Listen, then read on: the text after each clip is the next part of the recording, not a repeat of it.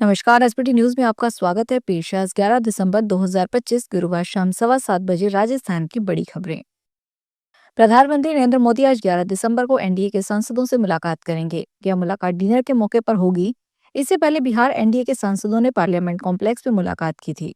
PM Modi की घटक दलों के साथ सांसदों के साथ यह मुलाकात ऐसे समय में होने जा रही है जब संसद का शीतकालीन सत्र चल रहा है। विपक्ष कई मौकों पर सरकार को घेरने की कोशिश कर चुकी है, लेकिन अभी तक किसी मुद्दे पर विपक्षियों को मौका नहीं मिला है। इस बीच पीएम मोदी घटक दलों के सांसदों के से मुलाकात कर एकजुटता का संदेश देंगे।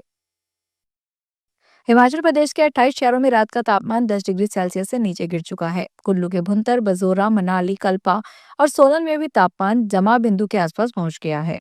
अधिकांश ऊंचे क्षेत्रों के साथ मैदानी इलाकों में भी कोहरा पड़ने से ठंड बढ़ी है। मौसम विभाग की माने तो 3 दिन बाद यानी 14 दिसंबर को हल्की बर्फबारी के आसार हैं। वेस्टर्न डिस्टर्बेंस एक्टिव होने से चंबा, किन्नौर, लाहौल स्पीति और कुल्लू की ऊंची चोटियों पर हल्का हिमपात हो सकता है।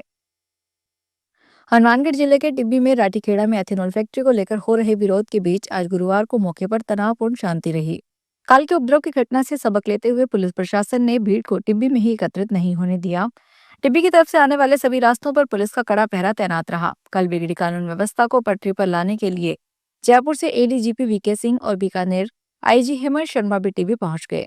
टिब्बी थाने में वरिष्ठ अधिकारियों ने घटनाक्रम को लेकर फीडबैक लिया और कल जैसी घटना की पुनरावृत्ति न हो, इसके लिए सख्ती से पेश आने के निर्देश दिए। अतिरिक्त पुलिस जाब्ते को अलर्ट मोड पर रखा गया है। श्रीगंगानगर के टाटिया यूनिवर्सिटी की फर्जी वेबसाइट बनाकर यूनिवर्सिटी को हानि पहुंचाने का मामला सामने आया है। फर्जीवाड़े का पता चलने के बाद सदर पुलिस थाने ने अज्ञात व्यक्ति के खिलाफ मुकदमा दर्ज किया है।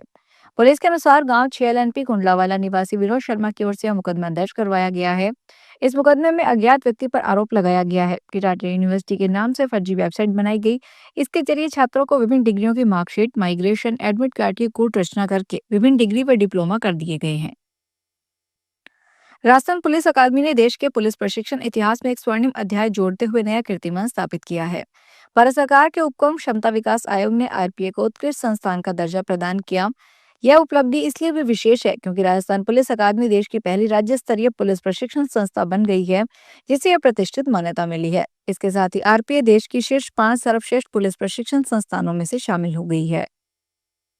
राजस्थान सरकार की दूसरी वर्षगांठ पर 441 करोड़ रुपए की लागत से विकास कार्य शुरू होंगे। जेडीए ने शिलान्यास के लिए राज्य सरकार को सूची भेज दी है। इनमें कालवा रोड काटा चौराहे से बोरिंग चौराहे तक काम शामिल है। 98 लाख रुपए की लागत से सड़क चौड़ी करने का काम शामिल है। सी जोन बाईपास से बेनाड रोड तक का काम शामिल है। 5 करोड़ 10 लाख रुपए से इससे 100 फीट सेक्टर रोड के निर्माण का काम शामिल है। इसी तरह लोहा मंडी से बेनाड फाटक तक मिसिंग लिंक का भी काम शामिल है। राजस्थान में रबी की बुआई का आंकड़ा जारी किया गया है। कृषि विभाग ने 8 दिसंबर तक का आंकड़ा जारी किया। राजस्थान में लक्ष्य के मुकाबले अब तक 93% बुआई हुई। लक्ष्य के मुकाबले अब तक 1 करोड़ 11 लाख हेक्टेयर में बुआई हुई है। गेहूं की बुआई लक्ष्य के मुकाबले अब तक 90% हुई, जो कि बुआई लक्ष्य के मुकाबले अब तक 112% हुई। चने की बुआई लक्ष्य के मुकाबले 101% हुई। तिलहन की अब तक 91% बुआई हो चुकी है। राजस्थान में इस बार शिक्षा व्यवस्था से जुड़ा बड़ा बदलाव देखने को मिलेगा। राज्य में माध्यमिक शिक्षा बोर्ड की परीक्षाएं आगामी 12 फरवरी से शुरू होकर 12 मार्च तक आयोजित की जाएगी। यानी बोर्ड परीक्षाएं कुल 29 दिनों तक चलेगी। शिक्षा विभाग की माने तो परीक्षा कार्यक्रम को इस तरह तैयार किया गया है कि छात्रों को पर्याप्त समय मिल सके और किसी विषय पर तैयारी पर दबाव न पड़े। इधर मार्च महीने में ही 5वीं से लेकर 9वीं और 11वीं कक्षाओं की परीक्षाएं व उनके परिणाम जारी करने की तैयारी भी पूरी कर ली गई है। हनुमानगढ़ जिले के टिब्बी में एथेनॉल फैक्ट्री को लेकर बुधवार को हुए लाठीचार्ज, तोड़फोड़, आगजनी की घटना के बाद आज गुरुवार को आंदोलन में भाग लेने के लिए टिब्बी के लिए रवाना विधायक रूबी कुन्नर व कुछ लोगों को घमोड़ वाली पुलिस से बस स्टैंड बीच बायला से हिरासत में ले लिया। कांग्रेस के जिला अध्यक्ष रूबी कुन्नर अपने काफिले के साथ पदमपुर इलाके से हनुमानगढ़ के लिए रवाना हुए थे। रास्ते में घमोड़ वाली पुलिस ने मुख्य मार्ग पर बैरिकेड्स व पुलिस फोर्स लगाकर आंदोलनकारियों को रोक लिया था। इस काफिले में रूबी कुन्नर व उसके समर्थक शामिल थे। समर्थकों ने पुलिस के खिलाफ नारेबाजी करके विरोध जताया। बारह में राज्य सरकार के 2 वर्ष पूर्ण होने के उपलक्ष्य में 11 से 25 दिसंबर तक सड़क सुरक्षा कार्यक्रम का आयोजन किया जा रहा है। राजस्थान परिवहन और सड़क सुरक्षा विभाग द्वारा इस दौरान वाहन ड्राइवरों को जागरूक किया जा रहा है। कार्यक्रम के पहले दिन 12 डीटीओ कल्पना शर्मा, एडीएम भंवर लाल जनांगल और अतिरिक्त जिला पुलिस अधीक्षक राजेश चौधरी सहित अन्य अधिकारियों ने प्रताप चौक और 4 मूर्ति चौराहा पर वाहन ड्राइवरों से मुलाकात की।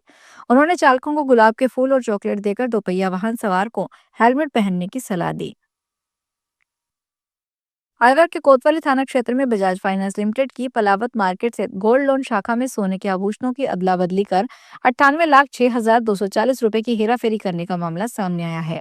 मामले में कंपनी के senior manager GLRCU Vipin Gaur ने पुलिस को शिकायत दी है, जिसमें शाखा के senior relationship manager Dev Pratap Singh Chauhan व अभिषेक गुप्ता, रिलेशनशिप मैनेजर योगिता जांगीड़ और senior relationship executive Surendra Kumar Goyal पर आपराधिक षड्यंत्र रचकर नकली आभूषणों पर लोन स्वीकृत करने, असली गहनों की चोरी और ऑडिट में गुमराह करने का आरोप लगाया गया है।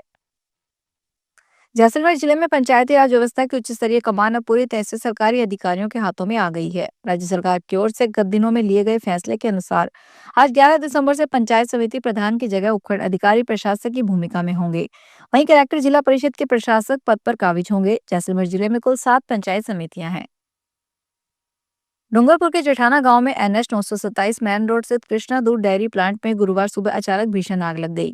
कुछ ही मिनटों में आग पूरी यूनिट में फैल गई और प्लांट का बड़ा हिस्सा जलकर राख हो गया। कृष्णा डेयरी प्लांट में आग लगने के बाद ही लोगों की भीड़ इकट्ठा होने लगी। आग इकट्ठे होते ही उठे काले धुएं के गुबार दूर दूर तक दिखाई दिए।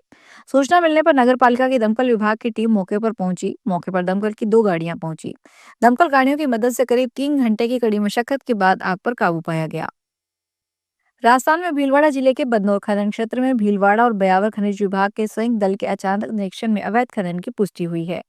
आधिकारिक सूत्रों ने गुरुवार को बताया कि निरीक्षण के दौरान दल को पास ही शीतला गांव के चोड़ा के पास अवैध खनन के स्पष्ट प्रमाण मिले। हालांकि मौके पर कोई भी व्यक्ति नहीं मिला, लेकिन खनन कार्य में इस्तेमाल होने वाली कटिंग मशीन वहां मिली। दल ने आसपास के लोगों से पूछताछ की तो पता चला यह अवैध खनन कार्य बदनौर के एक निवासी की ओर से किया जा रहा है। बीकानेर में कोतवाली थाना पुलिस ने एक बड़ी कार्रवाई करते हुए शहर में हुई लगभग 70 लाख रुपए की नकबजनी की वारदात का खुलासा किया है। पुलिस ने इस मामले में एक शातिर नकबजन को गिरफ्तार किया है, जिसके खिलाफ चोरी और नकबजनी की 22 पूर्व मामले दर्ज किए गए हैं।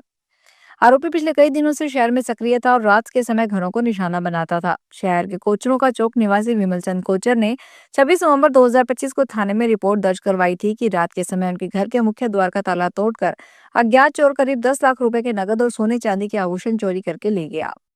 फिलहाल इस बुलेटिन में इतना ही, फिर हाजिर होंगे बड़ी खबरों के साथ।